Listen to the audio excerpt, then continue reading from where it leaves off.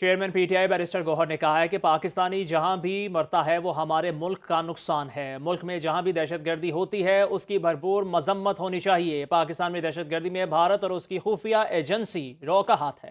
دہشت گردی کے معاملے پر پورے ایوان کو آن بورڈ لینا چاہیے اور مشترکہ موقف آنا چاہیے۔ دہشت گردی کی جب بات آ جاتی ہے تو اس کو بڑا سیریسلی لے، اس میں یہ نہیں کون کس پہ تنقید کرتا۔ پاکستانی جہاں بھی مرتا ہے وہ پاکستان کا نقصان ہے، وہ چاہے عالم ہے یا کہ جاہل ہے، وہ پاکستان ہی کا نقصان ہے۔ اس میں ایک رائے لینی چاہیے اور کوآرڈینیٹڈ ایفرٹس ہونے چاہیے۔ انڈیا کے ایجنسی را تھرو آؤٹ ان پاکستان وہ دہشت گردی میں ملوث پایا گیا ہے۔ انڈیا نے پہلے بھی کہا کہ ہم نے پاکستان کے اندر گھس کر کے بھی مارا ہے، ان کے ثبوت بھی تھے۔ ہمیں بڑا سیریسلی اس کو لینا چاہیے اور سنجیدگی کا مظاہرہ کرنا چاہیے۔ ہم نے یہ مطالبہ کیا تھا کہ آپ ان کیمرہ بریفنگ ضرور بلا لیں۔ ہم نے تو کہا تھا سارے آ جائے پارلیمنٹ کے سامنے، وہ صرف کمیٹی نہ ہو بٹ سارے میں نے اس کو آن بورڈ لے لیں۔ عالمی برادری افغانستان سے ہمسائے ممالک میں ہونے والی دہشت گردی روکنے میں کردار ادا کرے۔ پاکستان کا اقوام متحدہ کی سلامتی کونسل سے مطالبہ۔ پاکستانی مندوب منیر اکرم نے سلامتی کونسل کے اجلاس میں پاکستان کے صوبے بلوچستان میں ایک مسافر ٹرین پر بی ایل اے اور مجید بریگیڈ کے حملے کو اجاگر کیا۔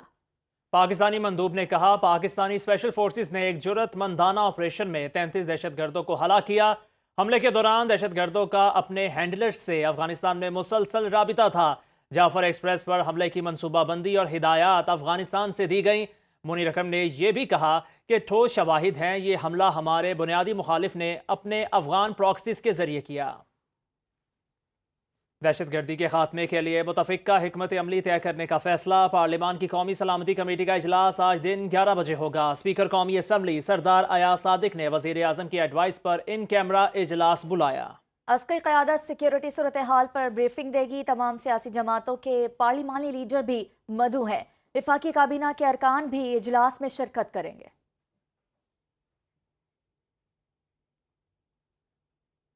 تحریک انصاف نے قومی سلامتی کمیٹی اجلاس میں شرکت بانی سے ملاقات سے مشروط کر دی۔ پی ٹی آئی سیاسی کمیٹی کے ہنگامی اجلاس کا اعلامیہ جاری کر دیا گیا۔ اعلامیے کے مطابق شیخ وقاص اکرم کا کہنا ہے کہ تمام ممبران نے فیصلہ کیا کہ سلامتی کمیٹی میٹنگ میں اس وقت تک شرکت نہیں کریں گے جب تک پی ٹی آئی رہنماؤں کو بانی سے ملاقات کی اجازت نہیں دی جاتی۔ فیصلے پر عمر ایوب، گوہر خان، زرتاج گل، ہمایوں محمد، اسد کیسر، علی محمد خان، شبلی فراز اور علی ظفر شریک ہوں گے۔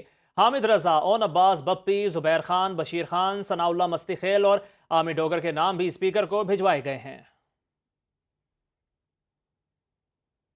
جعفر ایکسپریس واقعے کے بعد بہت سے معاملات زیر غور ہیں۔ ہمیں زیادہ نقصان آستین کے سانپوں نے دیا ہے۔ وزیر ریلوے حنیف عباسی کی پارلیمنٹ کے باہر میڈیا سے گفتگو۔ کہا سوشل میڈیا پر پاکستان کی بدنامی کی جا رہی ہے، کسی کو ملکی سالمیت سے کھیلنے کی اجازت نہیں دیں گے۔ دہشت گردی کے خلاف جنگ میں پاک فوج کے شانہ بشانہ ہیں۔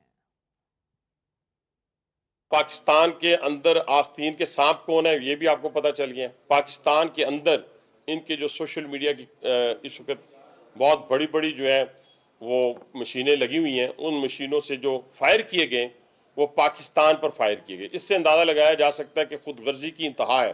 ہم نے پارٹی مفادات سے بالاتر ہو کر، ذاتی مفادات سے بالاتر ہو کر ہم نے اپنے انسٹیٹیوٹ، ایک انسٹیٹیوشن ہے جو اس وقت پاکستان کی سالمیت کا ضامن ہے، جو پاکستان کو انٹیکٹ رکھنے کا ضامن ہے، پاک فوج کے پیچھے ہم نے کھڑے ہونا ہے۔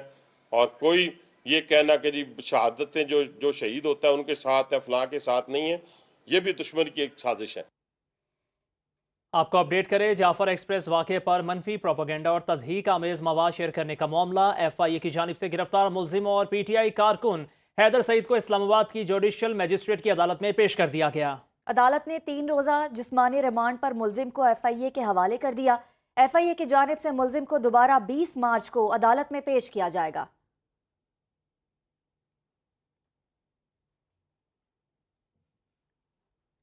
جوڈیشل کمپلیکس حملہ کیس میں مسلسل غیر حاضری پر پی ٹی آئی رہنما مراد سعید، حماد اظہر اور فاروق حبیب اشتہاری قرار۔ واسق قیوم عباسی، راجہ بشارت سمیت متعدد غیر حاضر ملزمان کے وارنٹ گرفتاری جاری۔ اسلام آباد کی انسداد دہشت گردی عدالت نے کیس کی سماعت 7 اپریل تک ملتوی کر دی۔ سوشل میڈیا پر منفی پروپیگنڈے میں ملوث پی ٹی آئی کے 16 افراد کی دوبارہ طلبی۔ پی ٹی آئی کے ارکان کو آج طلبی کے نوٹس جاری کیے گئے ہیں۔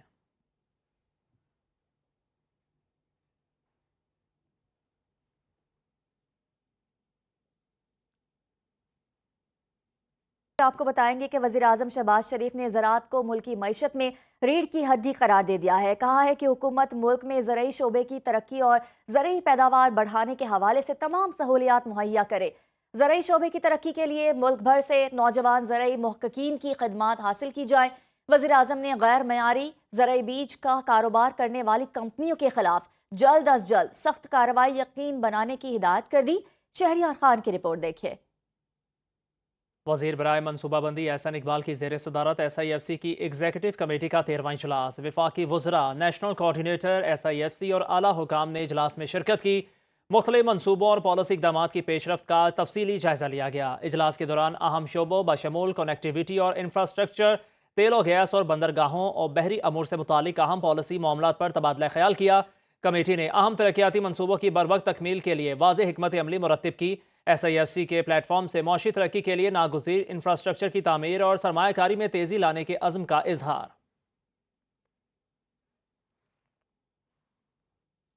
عالمی بینک کی ٹیم کی وزیر خزانہ سے اقتصادی اصلاحات کے لیے سرمایہ کاری پر ملاقات۔ اعلامیے کے مطابق اجلاس میں پاکستان کے قومی ترقی اور مالیاتی پروگرام پر تبادلہ خیال کیا گیا۔ پاکستان 10 سالہ کنٹری پارٹنرشپ فریم ورک کا حصہ ہے۔ عالمی بینک پاکستان میں صحت، تعلیم، ماحولیاتی استحکام اور پائیدار ترقی میں $20 ارب کی سرمایہ کاری کا عزم رکھتا ہے۔ وفاقی وزیر خزانہ محمد اورنگزیب نے بتایا یہ پروگرام جامع اقتصادی اور مالیاتی اصلاحات کا احاطہ کرتا ہے۔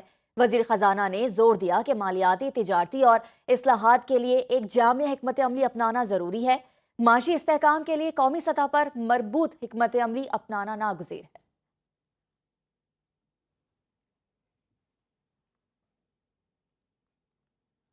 وزیر اعظم کے معاون خصوصی ہارون اختر کا کہنا ہے مہنگائی کی شرح میں کمی اور زر مبادلہ میں اضافہ ہوا۔ پالیسی ریٹ میں کمی سے معیشت پر مثبت اثرات مرتب ہوئے۔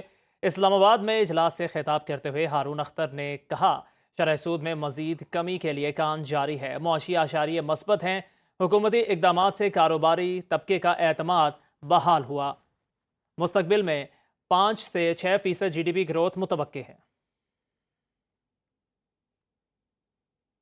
منسٹر نے ہمیں انٹرسٹ ریٹس کو 22% سے پالیسی ریٹ 22% سے کم کر کے 12% دے دیا ہے، اور یہ انشاءاللہ ہمیں امید ہے کہ یہ اور نیچے آئے گا۔ IMF has appreciated a lot of things that this government has done in the last 1 year. So things are looking good. This is the time to come back and think of Pakistan as a place where you can invest, where you can secure your investment, and where you can get a good return.